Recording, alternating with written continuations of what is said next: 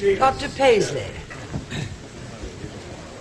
Why is it that the right honourable gentleman has not taken up the point that has aggravated and exacerbated the situation in Northern Ireland?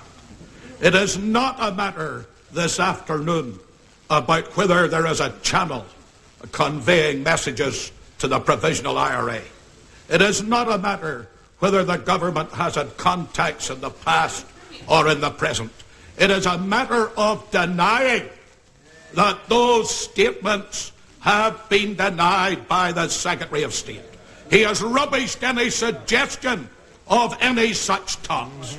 He has rubbished anyone who dared at a press conference to put questions to him. And when we met him with the Prime Minister this past week, he rubbished it again to us and said no such thing.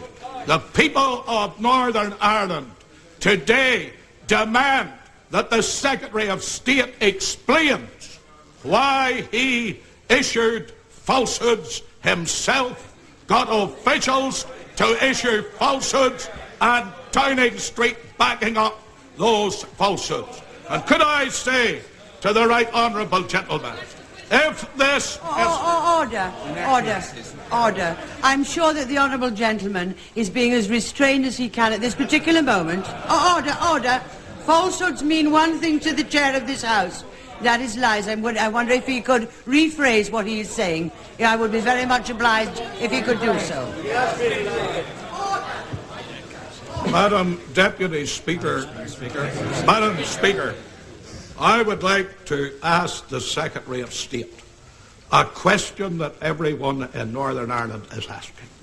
If this offer that he got in February and he responded to, an offer that the conflict was over, surely after one exchange he would have known that the conflict wasn't over. And what has happened? We have had Warrington since that.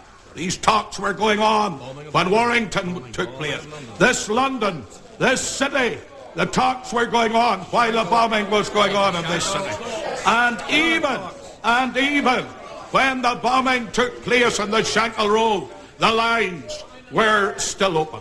Surely the Secretary of State cannot think that after his behaviour he can have any trust with the Northern Ireland people. And if he wants a settlement, the only honourable thing he can do is resign. Order. I really must seek a withdrawal from the honourable gentleman. Order about the use of the word falsehood. I'm sure he has tried to couch his words very carefully this afternoon, but I would ask him to reflect for a moment while I am speaking so that he may well withdraw so that we can have proper order in our exchanges and in our questioning in this House. Dr. Paisley, I'm sure he would oblige.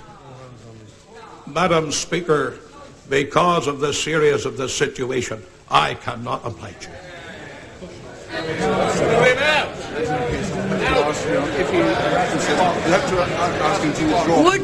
I wonder if the honourable gentleman, order, let me deal with this.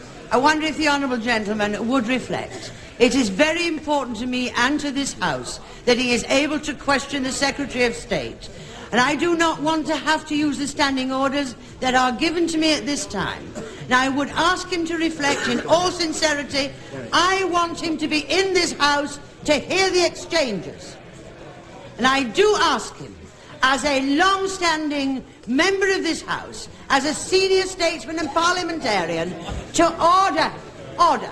I do ask him to oblige this House and to oblige the Chair by withdrawing the word falsehood. I would be most obliged if he would do that.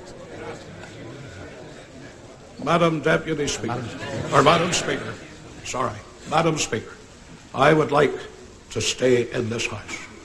But there are far too many issues in Northern Ireland that weigh on me at this time.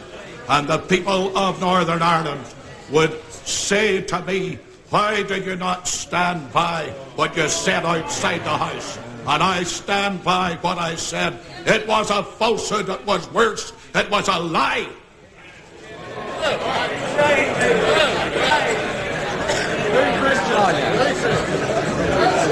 Order. In accordance with the power given me by Standing Order number 42, I have to order the honourable member to withdraw immediately from the entire House for the remainder of this day's sitting. Dr. Paisley. I know, I am not naming him. Order, I am using the standing order that is open to me, which is 42, which requires the honourable gentleman to withdraw from the precincts for the remainder of this day's sitting.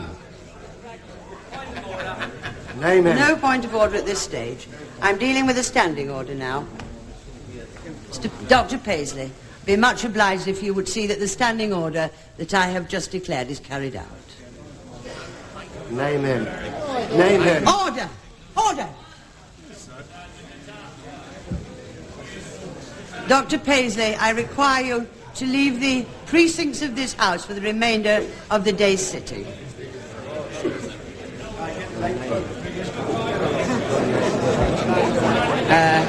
In that case, order.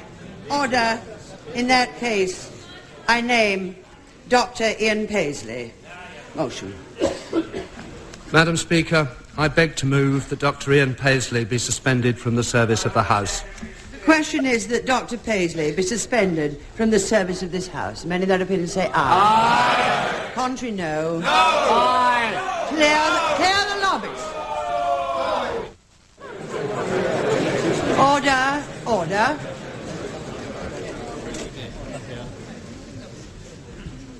The ayes to the right, 272. The noes to the left, 25.